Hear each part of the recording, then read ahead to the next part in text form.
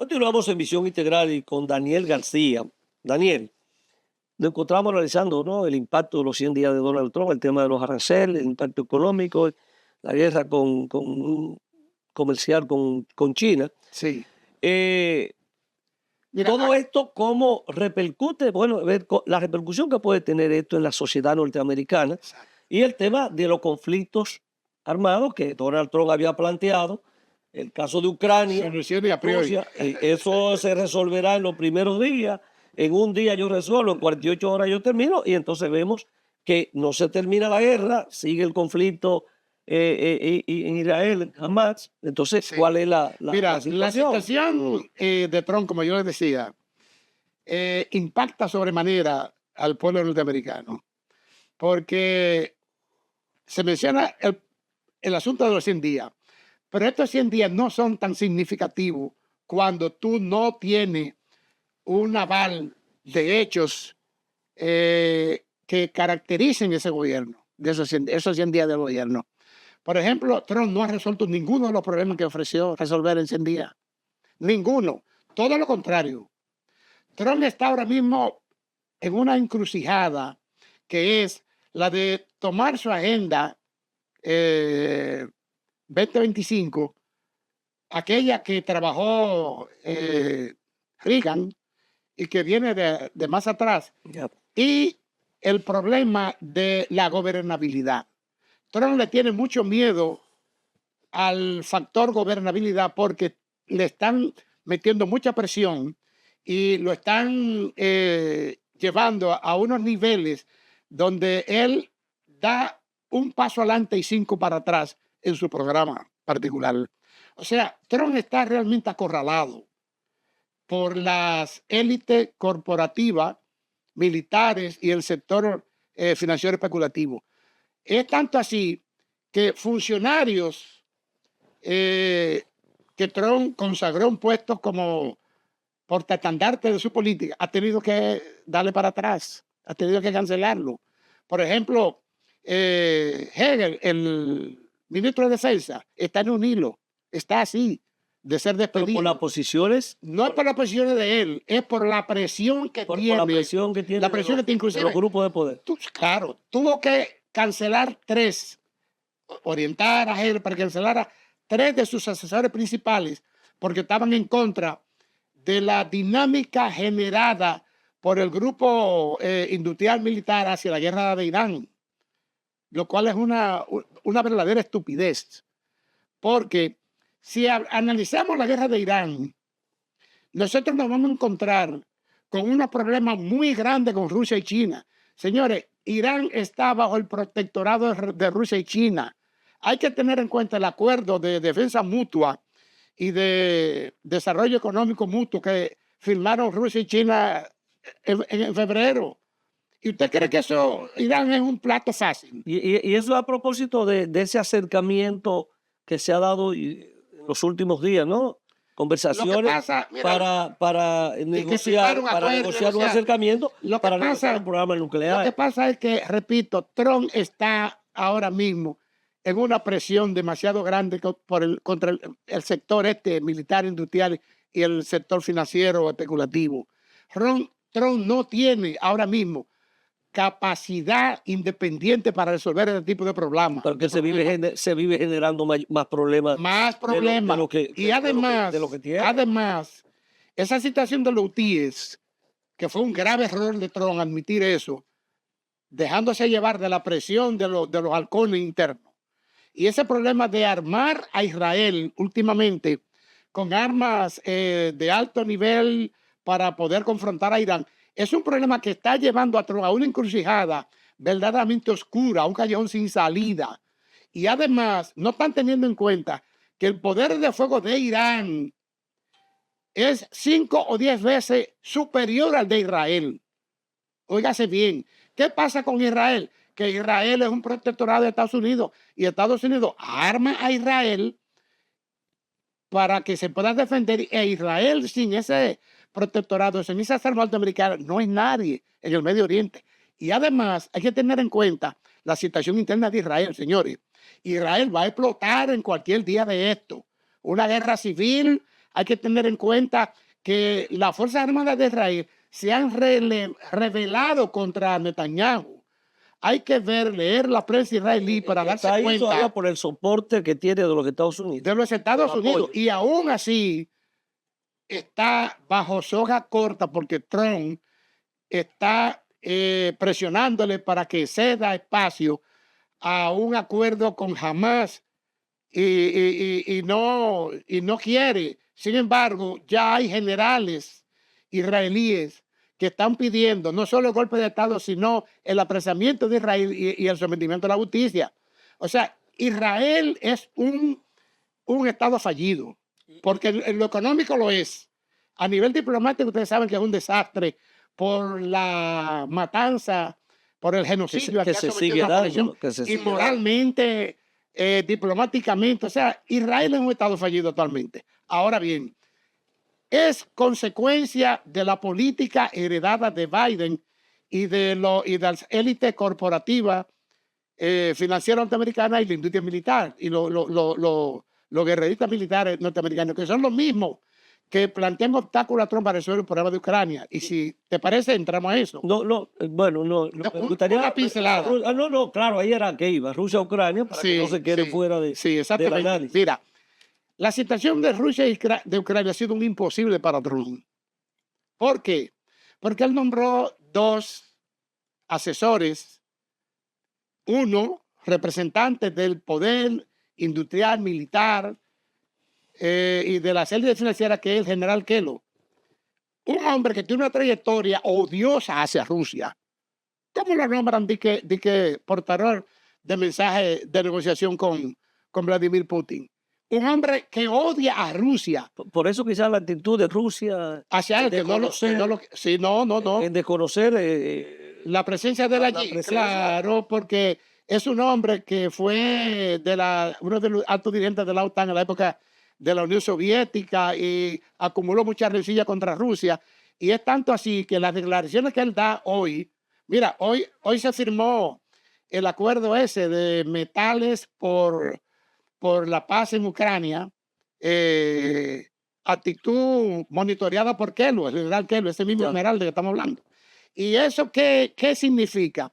Realmente un intercambio de recursos naturales por armas, porque la aportación que va a hacer Estados Unidos, Trump, ahí observamos otra vez esta situación, esta disyuntiva de Trump, que no sabe realmente qué hacer y complace a este sector a través de la firma de un acuerdo donde el capital norteamericano está representado en armas hacia Ucrania y Ucrania va a aportar los recursos naturales de su país. Recursos naturales que en su mayor importancia están en manos de Rusia. Se sigue privilegiando en este acuerdo, en estas discusiones a Rusia en medio de este conflicto para que en medio de las negociaciones Rusia salga. Yo no lo creo, yo no lo creo. Claro, Rusia es Rusia y Rusia tiene... No dará su brazo a torcer. No, jamás. La misma posición jamás, que ha mantenido y los jamás, territorios que ha conquistado, pues se va a quedar. Jamás. No solo esto, sino que esta actitud que ha tomado Trump de estar bifurcado dos líneas, conversando con Putin y conversando con los contrarios de Putin y ofreciéndole a los contrarios de Putin ventajas y a Rusia simplemente un entretenimiento. Esto lleva a una continuidad de la guerra a niveles que no se sabe por eso puede terminar esto. Rusia no se ha detenido. Rusia no se ha detenido, ni se va a detener. La Unión Europea, entonces. La Unión Europea aquí en medio del conflicto. No cuenta nada. Está presente. No cuenta nada, porque hay una situación particular entre Trump y la Unión Europea que es parecida a la que tiene Trump con China.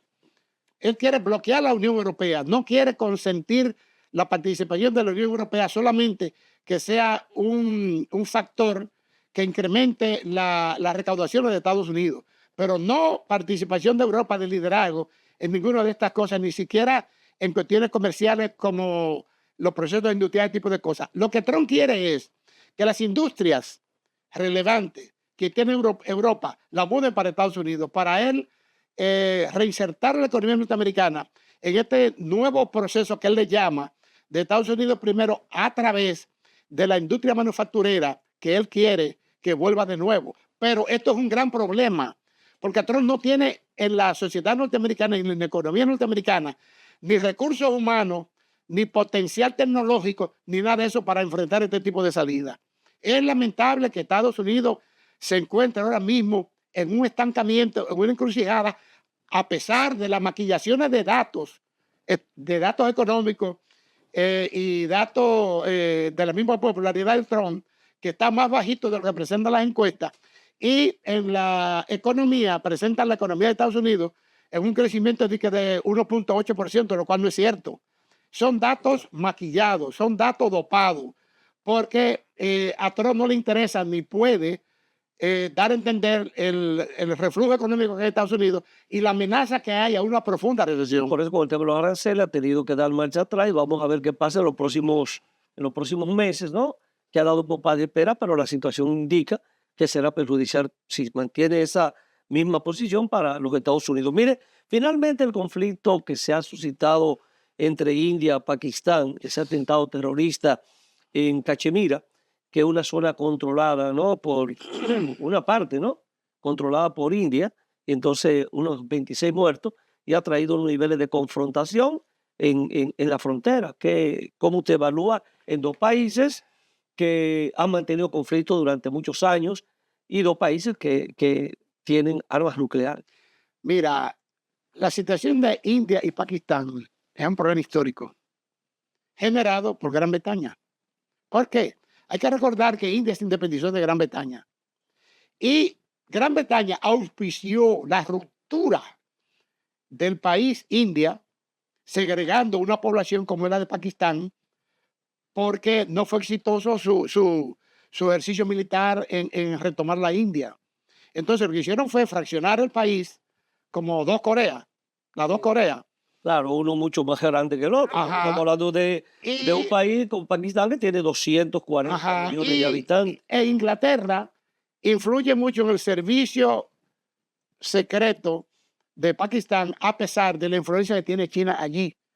Entonces, Pakistán, orientado por el servicio secreto británico, el MI6, auspicia, apoya una guerrilla que fue la que hizo esa detonación con el auspicio, el apoyo del servicio militar, del servicio secreto pakistaní, creando una situación de fricción, de conflicto conveniente a Estados Unidos y al bloque occidental. Una situación así de que explota una guerra entre Pakistán y la India. ¿Por qué? Porque Pakistán es un país económicamente muy influenciado por China y pendiente de que China pueda intervenir en este proceso a favor de Pakistán y agregar las relaciones con la India. Hay que darse cuenta de que India, Rusia, China, Brasil fueron los fundadores de los BRICS. Esta es una medida contra los BRICS.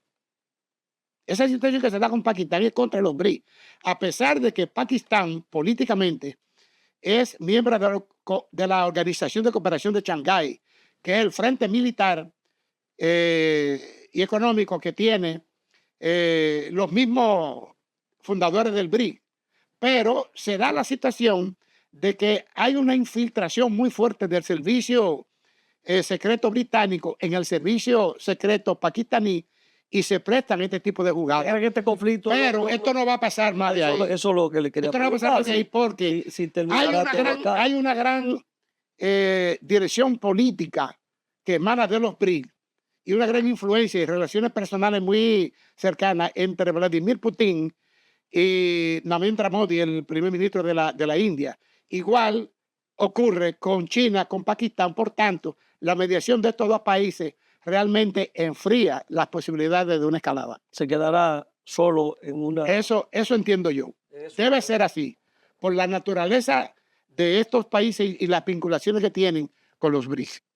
Mire, finalmente, un minuto, América Latina, Donald Trump. Sí. Ya tocamos el tema. Mira, eso es muy interesante mencionarlo de América Latina, porque no solo hay que ver América Latina y Trump, sino América Latina y China. Bueno, yo decía, exacto, para empezar por ahí, o sea, sí, mira, China, los aranceles y lo que puede ocurrir. China, Y licencia de China en América Latina. exacto, China es un país que tiene una preeminencia económica con la cual Estados Unidos no puede.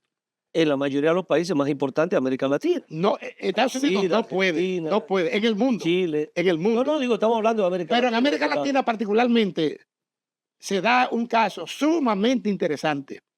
Hay que recordar a Hugo Chávez de Venezuela y los planteamientos geoestratégicos hechos por Chávez para el futuro de América Latina.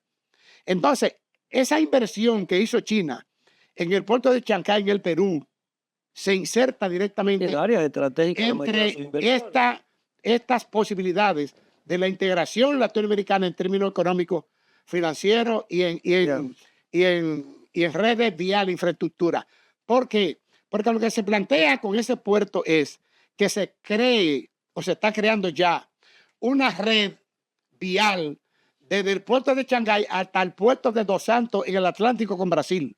Son 6 canales de vía que se van a abrir para que tanto Brasil, Argentina, Uruguay, Bolivia, Paraguay se inserten en esta línea de exportación a través del puerto de Shanghái. O sea, es una comunicación bioceánica para el negocio con China. Bueno, hemos llegado al final. Si usted quería seguir, pero no es posible. El tiempo se nos fue.